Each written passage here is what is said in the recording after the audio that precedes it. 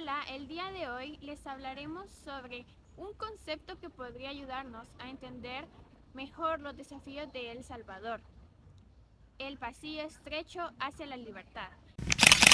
Es una idea fascinante que desarrollan Daron Asimov y James Robinson en su libro El pasillo estrecho. Exacto, este pasillo simboliza ese punto de equilibrio donde un Estado es lo suficientemente fuerte para gobernar y garantizar derechos, pero al mismo tiempo está limitado por una sociedad activa que previene los abusos de poder. Es una metáfora poderosa, ¿no lo creen? Sí, porque describe algo que no es comúnmente entendido. La libertad no es un estado natural ni algo garantizado, es el resultado de una tensión constante entre el Estado y la sociedad. Si el Estado es demasiado débil, como en el Leviatán ausente, caemos en el caos. Si es demasiado fuerte, como en el Leviatán desatado, enfrentamos la opresión. La pregunta clave es, ¿dónde está El Salvador en este esquema? ¿Estamos dentro del pasillo avanzando hacia él o alejándonos cada vez más? Históricamente hemos estado en todos los extremos del espectro, pero nunca en el pasillo, propiamente dicho. Durante la Guerra Civil estábamos en el Leviatán ausente, con un Estado incapaz de garantizar seguridad y justicia. Después de los acuerdos de paz, parecíamos estar avanzando, pero terminamos en un Leviatán de papel, un Estado frágil y con instituciones débiles. Y ahora, con la actual administración, nos dirigimos peligrosamente hacia un Leviatán desatado. En el libro se analiza cómo los leviatanes de papel, como el Estado salvadoreño tras la guerra civil, son incapaces de satisfacer las necesidades básicas de la población.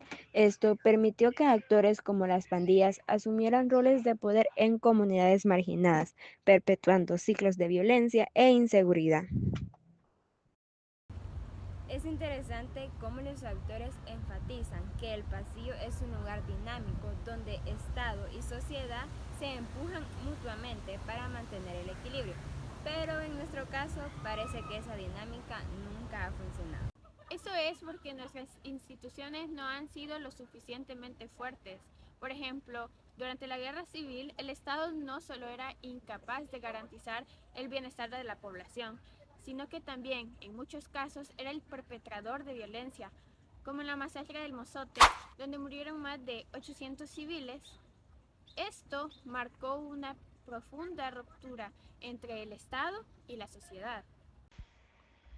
Por ejemplo, la República de Weimar muestra cómo la polarización extrema y la falta de instituciones fuertes pueden generar inestabilidad y abrir la puerta al autoritarismo. Eventos como la masacre del Mozote profundizaron el desencanto con las instituciones en El Salvador, debilitando aún más el tejido social. Y lo que vino después tampoco fue suficiente para sanar esas heridas. Los acuerdos de paz introdujeron reformas importantes, pero dejaron fuera problemas estructurales, como la corrupción, la pobreza y la violencia. Es como si hubiera intentado construir un puente hacia el pasillo, pero nunca contemplamos la estructura. En el libro se examina cómo Costa Rica logró consolidar su democracia gracias a un modelo inclusivo basado en la pequeña propiedad agrícola. Si El Salvador hubiera conseguido un enfoque similar, priorizando la inclusión económica y social, podría haber reducido la desigualdad y fortalecido sus instituciones. Claro, y esa falta de profundidad en las reformas permitió que otros actores tomaran el control. Las pandillas, por ejemplo, aprovecharon la ausencia del Estado. En muchas comunidades se establecieron un poder paralelo.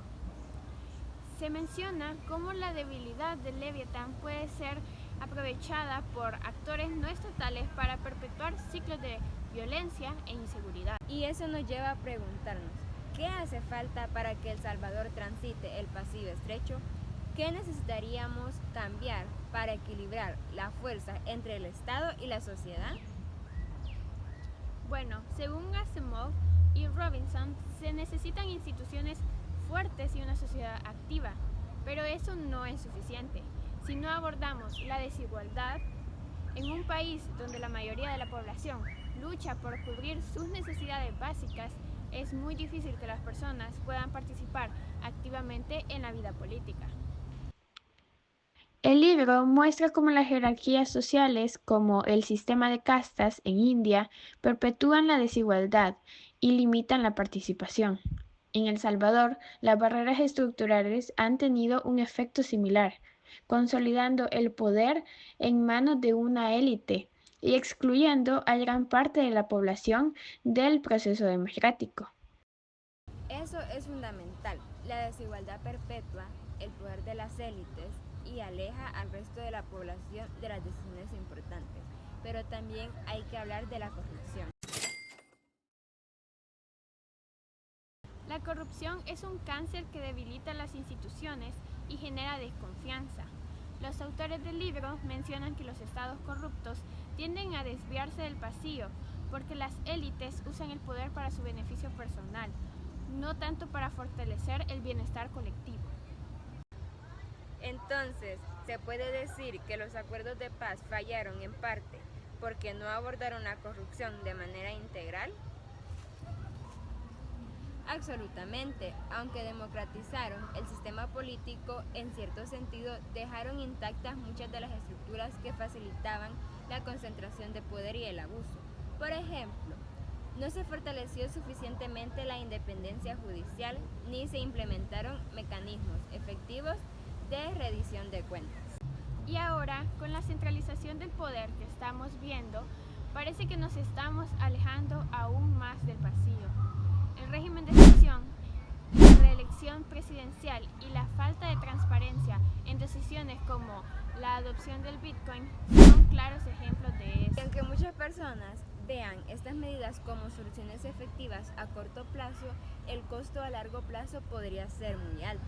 Si una ciudadanía activa y sin contrapesos reales, el riesgo de caer en un autoritarismo más profundo es enorme. ¿Cómo podemos revertir esta tendencia y avanzar hacia el pasillo? Primero, necesitamos fortalecer las instituciones. Esto incluye garantizar la independencia judicial, fomentar la transparencia y combatir la corrupción. También necesitamos educación cívica para que las personas entiendan la importancia de su participación en la vida democrática. Es un reto, pero creo que el punto de partida es reconstruir la confianza.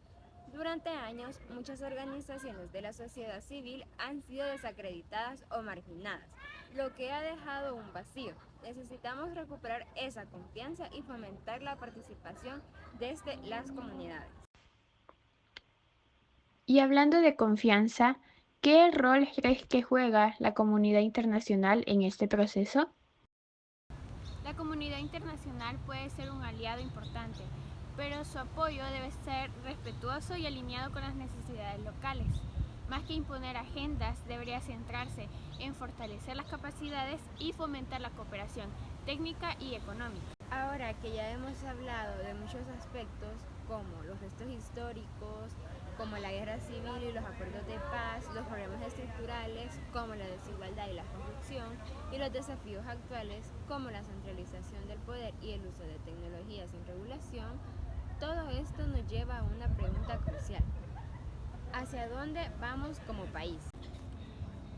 El Salvador tiene una trayectoria compleja que nos muestra lo difícil que es transitar en el pasillo estrecho hacia la libertad. Pero también esto nos enseña que los cambios son posibles si se aborda el problema desde múltiples frentes. El concepto del pasillo estrecho nos deja una lección importante. La libertad no es un estado que se alcanza de una vez y para siempre. Es un proceso continuo que requiere compromiso y vigilancia, tanto del Estado como de la sociedad. Y es precisamente esa interacción lo que nos hace falta. Si bien es fácil criticar al Estado por sus fallos, también debemos preguntarnos qué estamos haciendo la sociedad para actuar como un contrapeso real. La inercia ciudadana es peligrosa porque deja el camino libre para que el poder se concentre sin límites. Por eso, la educación y la participación ciudadana son tan fundamentales. Solo una sociedad informada y activa pueden exigir cambios y supervisar al Estado. Pero para que esto suceda, necesitamos eliminar las barreras que excluyen a gran parte de nuestra población, como la pobreza, la desigualdad y la falta de acceso a oportunidades. Y no podemos olvidar la importancia de las instituciones. Si algo hemos aprendido de nuestra historia reciente es que no basta con tener instituciones democráticas en el papel. Estas deben ser fuertes, autónomas y capaces de resistir la corrupción y la presión de los poderes fácticos. Entonces, la conclusión es clara. El Salvador tiene un largo camino por recorrer para entrar al pasillo estrecho, pero no es un camino imposible. Requiere voluntad, política, pero también una sociedad civil comprometida, instituciones sólidas y un enfoque integral que ataque las causas profundas de nuestros problemas. Aunque el panorama pueda parecer desalentador, la historia nos ha demostrado que incluso los contextos más difíciles pueden transformarse. Países como Botswana o Inglaterra lograron avances significativos cuando encontraron un equilibrio entre el Estado y la sociedad. Como dice el libro, el pasillo es estrecho, pero no imposible de transitar. Es hora de que El Salvador deje de oscilar entre extremos y comience a construir un camino sólido hacia la libertad. En el marco del pasillo estrecho, El Salvador refleja los peligros de un Leviatán desatado, donde la centralización del poder debilita los contrapesos necesarios para la libertad. Según Asimov y Robinson, la transición al pasillo requiere la acción simultánea de un Estado funcional y una sociedad vigilante. Sin fortalecer la participación ciudadana y limitar el poder arbitrario, el país continuará oscilando lejos del equilibrio que define la prosperidad y la justicia.